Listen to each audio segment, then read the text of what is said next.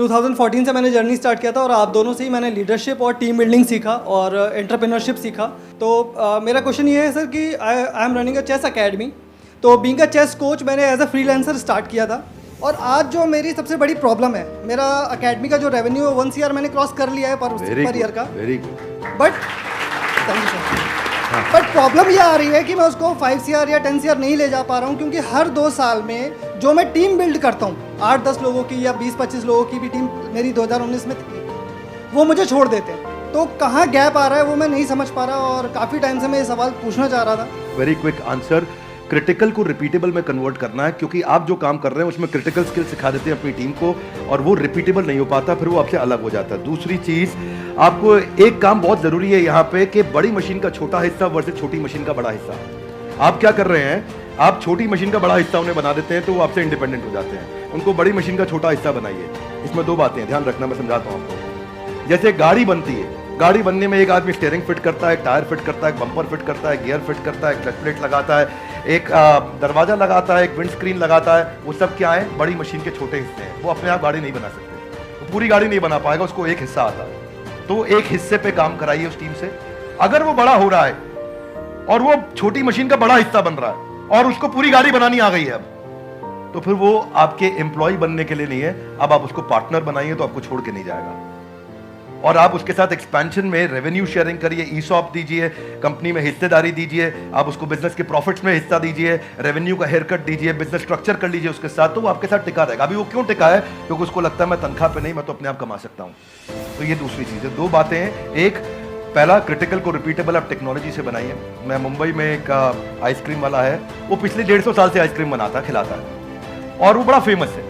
दुनिया भर में लोग उसकी आइसक्रीम लेकर के जाते हैं, उसका मिल्क शेक लेके जाते हैं, वो ड्राई आइस में पैक करके देता है, डब्बे में सील करके देता है। और मैं भी देखा, बड़ा अच्छा लगा मुझे देख करके। लेकिन तो बड़ा बड़ा लिखा है कि हमारी देश में कोई दूसरी ब्रांच नहीं है। तो मैं सोचता हूँ भाई तेरा कितना दुर्भाग्य है कि तू 150 साल में दूसरी ब्रांच नहीं बना पा रहा, क्योंकि वो क्रिटिकल को रिपीटेबल नहीं कर पा रहा है। तो आप क्रिटिकल को रिपीटेबल करने के लिए टेक्नोलॉजी बिल्ड करिए, तो फिर आप उसको स्केल कर पाएंगे। वो आपका पहला आंसर। और दूसरा, मैन पावर रिटेन कर पाएंगे, क्योंकि आप उन पर डिपेंडेंट नहीं है, वो दूसरा आंसर। तो दोनों चीजें कवर की। धन्यवाद। तो यहाँ पे मैं भी थोड़ा सा अपना पर्सपेक्टिव ऐड ऑन करता हूँ सर, कि अभी जो सर ने बात बोली बिल्कुल परफेक्ट है कि ये 2 तरीके हैं जो सर ने बताया। एक मेरे भी पर्सपेक्टिव से अगर आप देखेंगे तो आपको 2 चीज़ों का ध्यान रखना पड़ेगा। एक, या तो कोई ऐसा ब्रांड बना लीजिए अपना कि वहाँ पे इतना बड़ा एंट्री बैरियर आ जाए कि लोग ये कहें कि हमको चेस नहीं सीखना है, क्योंकि चेस सिखाने वाले तो बहुत लोग हो सकते हैं, वो कहें कि हमको तो इससे चेस सीखना है। जैसे पानी की बोतल का अगर एग्जांपल लिया जाए तो पानी की बोतल्स तो बहुत हैं, लेकिन जो ब्रांडेड पानी की बोतल है, और वो भी पानी की बोतल के नाम से जो सबसे पहला नाम हमारे माइंड में ब्रांड आता है, वो मुझे बोलने की जरूरत नहीं है, आप लोगों को पता है क्या आता है। पानी के साथ में सिनोनिमस कौन सा ब्रांड है, तो आदमी कहे कि मेरे को तो ये चाहिए, वो नहीं है तो कुछ और चाहिए। तो या तो आप अपना ब्रांड बनाइए, या फिर आप कहते हो कि नहीं मेरे पास में इतना मार्केटिंग बजट नहीं है, या वो वेवलेंथ नहीं है कि मैं अपना खुद का एक ब्रांड बना सकूं जिसकी वजह से एक एंट्री बैरियर क्रिएट हो, तो दूसरा ऑप्शन ये है कि आप एफिलिएट मॉडल पे चले जाइए। सीखो, सिखाओ, उस पर हमारी रेवेन्यू शेयरिंग होगी, वो पहले से एग्रीमेंट कर लो। ये 2 तरह के बिजनेस मॉडल्स हैं जो अभी एकदम से मेरे माइंड में आ रहे हैं। इसके अलावा और भी बहुत सारे ऑप्शंस हो सकते हैं। सर, बिजनेस से रिलेटेड मेरा एक क्वेश्चन था।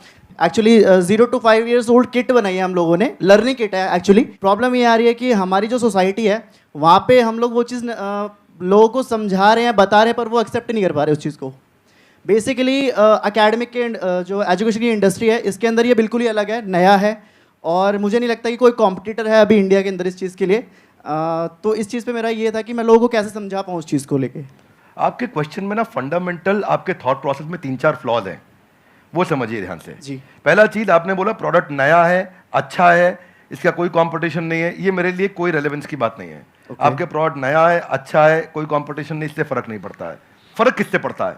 आपने बोला मैं पेरेंट को बहुत समझाता हूं लेकिन वो एक्सेप्ट नहीं कर रहे।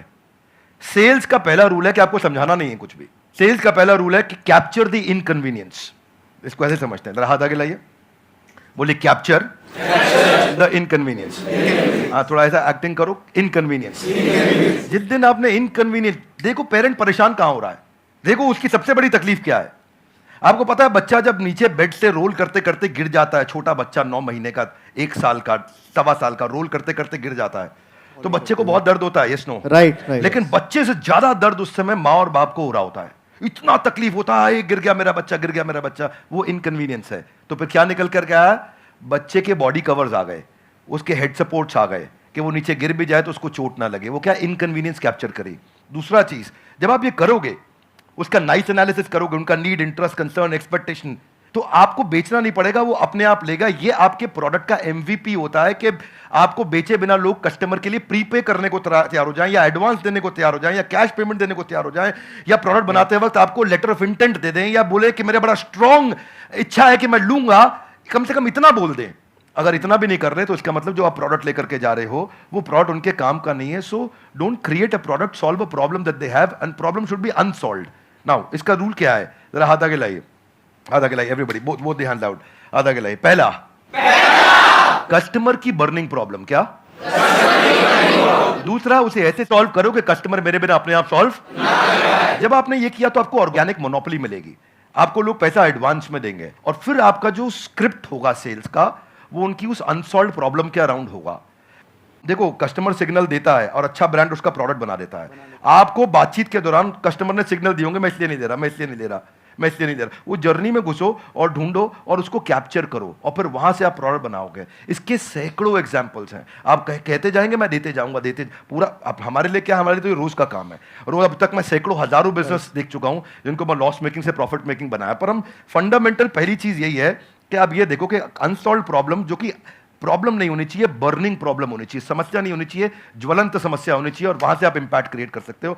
तो आपने जो प्रोडक्ट तैयार किया है उसमें ये ढूंढिए, और सारी पोजीशनिंग वहीं से होगी आपकी। इसको बोलते हैं reason for customer to switch. क्या बोलते हैं? Reason to customer. कस्टमर क्यों स्विच करके आएगा आपके पास में, उसके पास 5 रीजन क्या है, क्या वो 5 कारण है आपके पास आएगा, उनको आइडेंटिफाई करो, तो आपका प्रोडक्ट भी वहीं फोकस्ड होगा और आपकी स्टोरी भी वहीं फोकस्ड होगी। धन्यवाद।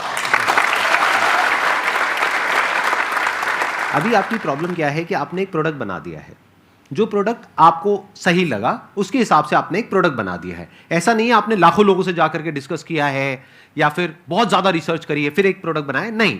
आपको लगा कि इसकी नीड है, लगा। ध्यान से समझना, लगने में और होने में जमीन आसमान का फर्क होता है। मुझे भी लग सकता है कि मेरे इस प्रोडक्ट की नीड है, सभी को लगता है। इसको बोलते हैं प्रोडक्ट मार्केट फिट। यानी कि जो 60% से ज्यादा बिजनेसेस फेल हो जाते हैं, statistically it is proven across the globe, उसके पीछे सबसे बड़ा रीजन होता है प्रोडक्ट मार्केट फिट नहीं मिल पाता है उनको। कि मतलब मार्केट को कुछ और चाहिए, प्रोडक्ट आपका कुछ और है, और यही आपकी प्रॉब्लम है। आप कह रहे हो मैंने प्रोडक्ट तो बना लिया लेकिन वो बिक नहीं रहा है। तो हो क्या रहा है, ध्यान से आप समझने की कोशिश करना। एक होता है पुश, एक होता है पुल। कि आपको पुश करना पड़ रहा है अपने प्रोडक्ट को, लेकिन फिर भी सामने वाला रेजिस्टेंट है, वो कह रहा है हाँ ठीक है सोच के बताऊंगा। तो अभी वो बर्निंग नीड नहीं है, जो भी सर ने वर्ड यूज किया। तो वो जो बर्निंग नीड होती है ना, तो आपको पुश नहीं करना पड़ता है, वहां पे पुल अप्रोच काम आती है। मतलब कस्टमर खुद आपके पास में आता है, जैसे ही उसके पास में इंफॉर्मेशन पहुंचती है, तो वहां पे सिर्फ एक काम रह जाता है, किसी तरीके से उस इंफॉर्मेशन को पहुंचाना। तो वो इंफॉर्मेशन भी जब आप उस तक पहुंचा रहे हो तो वो भी एक तरह से हेल्प हो गई उस कस्टमर की। फॉर एग्जाम्पल, आपके पीठ में दर्द है, आपके गर्दन में दर्द है, उसका आपने बहुत कोशिश कर लिया सोल्यूशन निकालने का, 2 साल हो गए, 4 साल हो गए, कोई सोल्यूशन नहीं निकला। मेरे पास में उसका सोल्यूशन है कि 4 दिन में वो प्रॉब्लम सॉल्व हो सकती है, और एक्चुअल में हो सकती है।